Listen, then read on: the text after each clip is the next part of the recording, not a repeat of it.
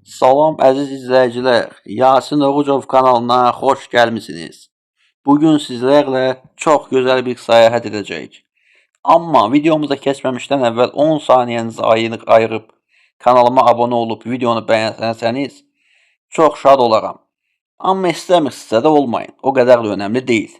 Nəysə, zarafatı kənara qoyaq, videomuza keçək. Çox şitliyin yeri yoxdur. Norveç, bəli. Norveçdə hava elə soyuqdur ki, Wi-Fi belə donuq deyirlər. Hətta bir rəvayətə görə Norveç soyuqdur, amma qiymətləri daha da soyuq. Gəlin baxaq, bu ölkədə necə yaşamaq olar? Şimalın soyuq, amma bir o qədər də cəlb edici ölkəsi. Təbiəti, memarlığı, yaşam standartları və qəribə qanunları ilə son dərəcə fərqli bir yer. Norveç. Norveç'i tanıdıkça sanki başqa bir planetdə yaşadıklarını düşünməmək mümkün deyil. Bəs dünyanın geri qalanından fərqi nədədir? O halda gəlin birlikdə baxaq və görək. Norveçdə həbsxanalardakı hər məhkumun limitsiz interneti var və bu sadəcə başlanğıcdır. Hər birinin plazma televizoru, şəxsi duşu və istəsələr tək nəfərlik, hətta lüks sayılacaq otaqlarda qalmaq hüquqları var. Amma buna baxmayaraq, ölkədə cinayət səviyyəsi çox aşağıdır. Elə ki, 2-ci Dünya müharibəsindən bu yana öldürülən polis sayı cəmi 10 nəfərdir. Norveç, yaşam standardı ən yüksək olan ölkədən biridir. Gündə cəmi orta hesabla 6 saat işləyirlər. Çünki insanlar ailələri və dostları ilə vaxt keçirməli, gəzintiyə çıxmalı və şəxsi inkişaflarına zaman ayırmalıdırlar.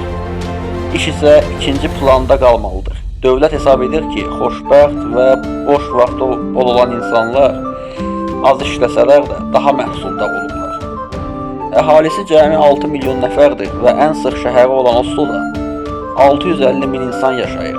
Bununla belə dövlət yüksək binalar tikmək əvəzinə Norveç mədəniyyətinə uyğun təbiətlə iç-içə kiçik və rəngarəng tikililəri üstün tutur.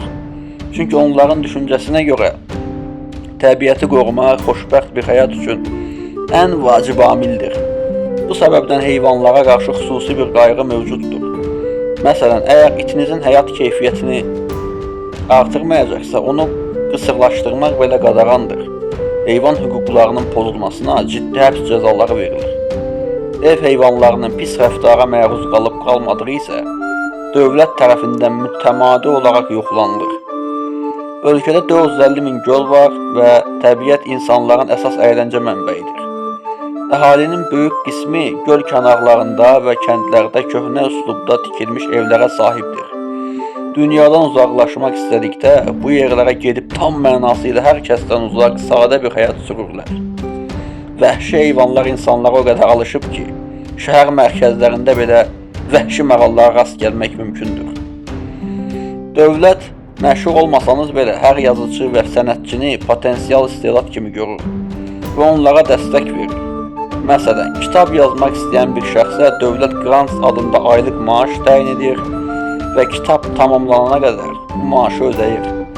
Kitab nəşr edildikdən sonra belə dəstək kəsilmir. Hər kitabxana yeni çıxan kitabları müəyyən sayda almaq və oxucularla paylaşmaqla məsuldur. Bu isə yaradıcı insanlar üçün böyük bir güvən deməkdir. Əlbəttə, iqlim qış aylarında çox soyuqdur və həyat buna uyğun şəkildə qurulub. Bu dövrlərdə kamp, meşə gəzintisi, dağçılıq və xizək idmanı ön plandadır. Hər kəsin evinə ən çoxu 20 dəqiqə məsafədə xizək mərkəzi var. Meşələr isə şəhərlərlə iç-içədir. Minlərlə dağ və fiyordun olması ekstremal idmanlar üçün mükəmməl şərait yaradır. Yayda isə ölkənin bir çox yerində hava kifayət qədər isti olur və dənizlərdə üzmək mümkündür. Bir çox çimərlik və göl var. Hətta qışda belə qarla örtülü göllərdə üzən insanlara rast gəlmək olar. İsti su mənbələrinin olduğu bu göllərdə insanlar qışda üzməyi çox sevirlər. Gənclər isə yayda həm də qışda bu yerlərdə kamp etməyə üstünlük verirlər.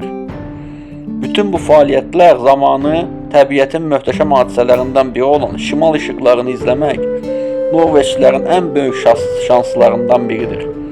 Şimal işıqları dünyanın maqnit sahəsi ilə günəşdən gələn yüklü hissəciklərin toqquşması nəticəsində yaranan təbii işıq hadisəsidir. Bu mənzərəni Norveçin böyük bir hissəsindən izləmək mümkündür. Norveç rəsmi olaraq monarxiyadır. Amma kral ailəsinin rolu sadəcə simvolikdir. Hakimiyyət tamamilə parlamentdədir. Yəni yaxın şərq ölkələrindəki kimi kralların sınırsız səlahiyyətləri yoxdur. Kralın dövlət idarəsində birbaşa rolu yoxdur. Daha çox tarixi və simvolik dəyər daşıyır və qanun qarşısında hər kəslə bərabərdir. Əhalinin %70-i protestant olsa da, insanların çox özlərini ateist kimi tanıdır. Həmçinin ölkədə əhəmiyyətli sayda müsəlman miqrantlar yaşayır. Əksəriyyəti ərəb ölkələrindən gələn bu miqrantlar digər Avropa ölkələrinə nisbətən daha çox hüquqa malikdirlər. 136 müsəlman dərnəyi fəaliyyət göstərir və miqrantların %70-i bu dərnəklərin üzvüdür. Bəzi müsəlman ailələr uşaqlarının xristiyanlarla eyni məktəbdə oxumasını istəmədiyi üçün dövlət Osloda yalnız müsəlman uşaqlar üçün məktəb açıb. Norveç Avropa Birliyinə daxil olmağı da xalq səs verməsi ilə rədd edib. Çünki ölkənin yaşam standartları Avropadan da yüksəkdir.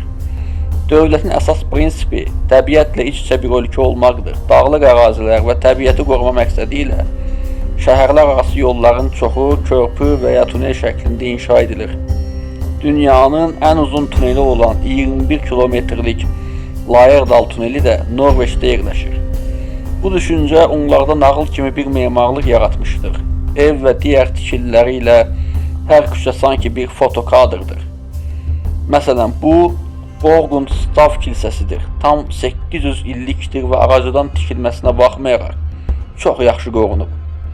Burası isə Latefossen şəlaləsi körpüsüdür və dünyanın ən məşhur şəlalələrindən birinə ev sahibliyi edir.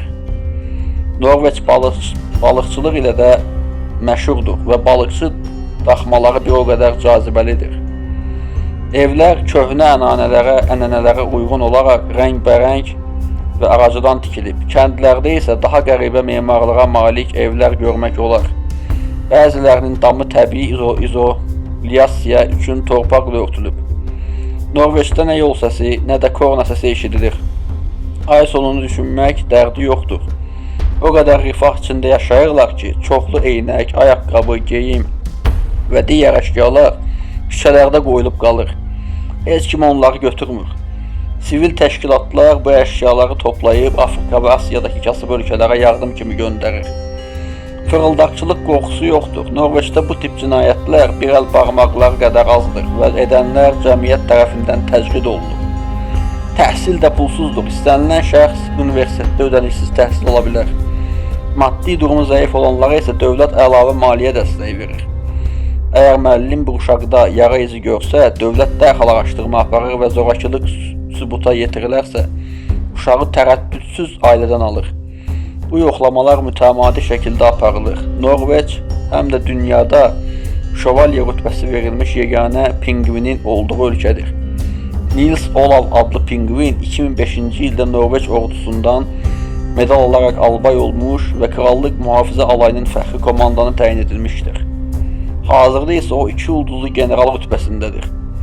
Əslində bu Nils Olav adını daşıyan 3-cü nəsil pinqvindir.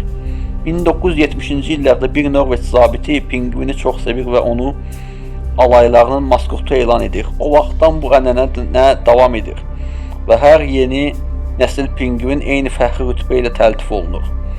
Norveç hər sayda olduğu kimi bu mövzuda daha fərqli olduğunu göstərir. Eşit hüquqların, ədalətin və təbiətin üstün olduğu bu ölkədə insanlar sabahı düşünmədən təhlükəsiz, siyasi və dini bölünmələrin olmadığı bir həyat yaşayırlar. Ümid edək ki, bir gün bütün insanlıq da eyni anlayış və azadlıq səviyyəsinə çata biləcək. Daha çox belə məzmunlar üçün kanalıma abunə olmağı unutmayın. Sağ olun və Allah amanında qalın.